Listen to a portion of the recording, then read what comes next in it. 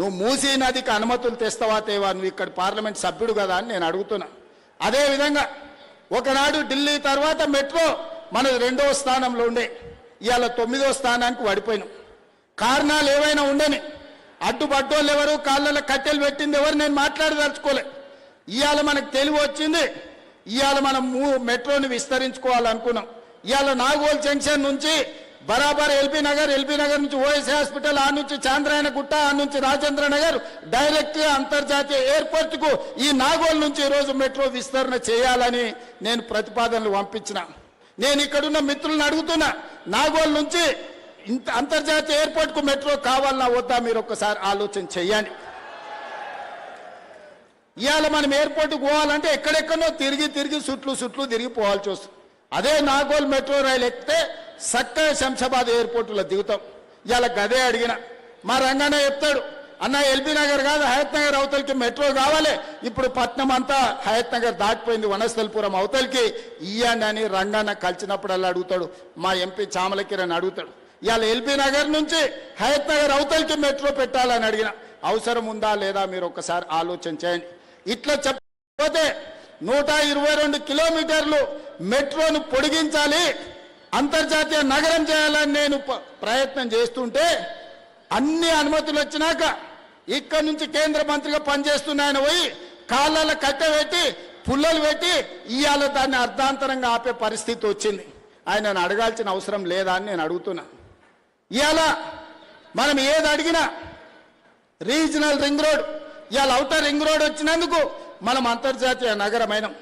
Regional ring road వస్తే 360 కిలోమీటర్ల అభివృద్ధి జరిగితే ప్రపంచంతోనే పోటీ పడే సింగపూర్, టోక్యో, న్యూయార్క్ లాంటి పట్టణాలతోని ఈరోజు మన హైదరాబాద్ పోటీ పడవచ్చు.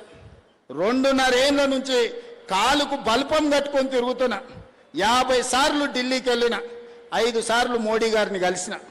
ఎందుకు ఆగుతుంది, ఎవరు ఆపుతున్నారు నేను అడుగుతున్నా. ఎందుకు ఆగుతుంది, ఎవరు ఆపుతుండ్రు, సమాధానం చెప్పాల్సిన బాధ్యత కిషన్ రెడ్డి గారికి లేదా?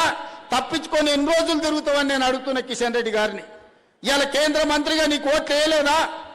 ఇవాళ నువ్వు ఈ ప్రాంతం నుంచి ఎమ్మెల్యేగా కేంద్ర మంత్రిగా ఎన్నికైనవంటే ఈ ప్రజలు, ఈ నగర ప్రజలు నీకు ఓట్లు వేయలేదా? నిన్ను గెలిపించలేదా? తెచ్చే బాధ్యత నీ మీద లేదా? మూసీ నదికి నిధులు తేవాల్సిన బాధ్యత, మెట్రోకు అనుమతులు తేవాల్సిన బాధ్యత, రీజనల్ రింగ్ రోడ్డును నిర్మించాల్సిన బాధ్యత మీకు లేదా? ఇవాళ తెలంగాణ రాష్ట్రంలో రైతులు పండించిన వడ్లు 75 లక్షల మెట్రిక్ టన్నులు తెలంగాణ రాష్ట్రం కొన్నది. కానీ కేంద్ర ప్రభుత్వం చెప్తే నేను 50 లక్షలే కొంటాను, మిగతా 25 లక్షలు ఎవరికి ఇవ్వాలి, ఎక్కడ తీసుకుపోవాలి? ఇవాళ దేశంలో 60% ఒక్క తెలంగాణలోనే వడ్లు పండించినాం. పంజాబ్లో 86% కొంటావు, నీ ప్రభుత్వాలు ఉన్న రాష్ట్రాలలో 70-80% కొంటావు. తెలంగాణలో వండించినేమో సగానికి సగం తక్కువ కొంటున్నావు. ఈ బాధ్యత కిషన్ రెడ్డి గారికి లేదా? ఇవాళ ఆయన అంటుండు నన్ను ఎవ్వరు ఏం చేయలేరని. అయ్యా, ఈ ప్రజలతో పెట్టుకున్నాడు, తెలంగాణ ప్రజలతో గోక్కున్నాడు, బాగుపడి బట్ట కట్టినోడు ఎవరు లేడు కిషన్ రెడ్డి గారు. నువ్వు చేస్తున్న వ్యవహారాలు అన్ని ప్రజలు గమనిస్తారు. అందుకే 15 తారీఖు తర్వాత ఖచ్చితంగా కార్యాచరణ ఉంటుంది. మెట్రో రావాల్సిందే, RRRకు అనుమతులు ఇవ్వాల్సిందే, మూసి ప్రకటన జరగాల్సిందే, నువ్వు పండించిన వడ్లు, మొక్కలు, జొన్నలు కొనాల్సిందే. ఈ అన్నిటికీ నువ్వు సహకరించకపోతే బరాబర్ నీ సంగతి చెప్తాం. మళ్ళోసారి నేను చెప్పదలుచుకున్నా వారికి. వారు అంటారు నేను పుట్టింది ఇంట్లోనే, నేను చచ్చేది ఇంట్లోనే. కరెక్టే, నువ్వు అందులోనే ఉంటావు, చీకట్లో యువతలతో సహకారం తీసుకుంటావు. నువ్వు నీ పార్టీకి ఎప్పుడైనా పనిచేసినావు, నీ కార్యకర్తలే చెప్తారు, సార్ మా సార్ బీజేపీలో ఉంటాడు కానీ మొత్తం బీఆర్ఎస్ వాళ్ళతోనే మాట్లాడుతుంటాడు, కేటీఆర్ చెప్పినట్టే వింటాడు మా సార్ అని నీ సొంత పార్టీ వాళ్ళు చెప్తారు. నీకు పార్టీ మారే అవసరమే ఉంది నాయన, ఉన్న దాంట్లో ఉంటావు, పక్క దాంట్లో తింటావు.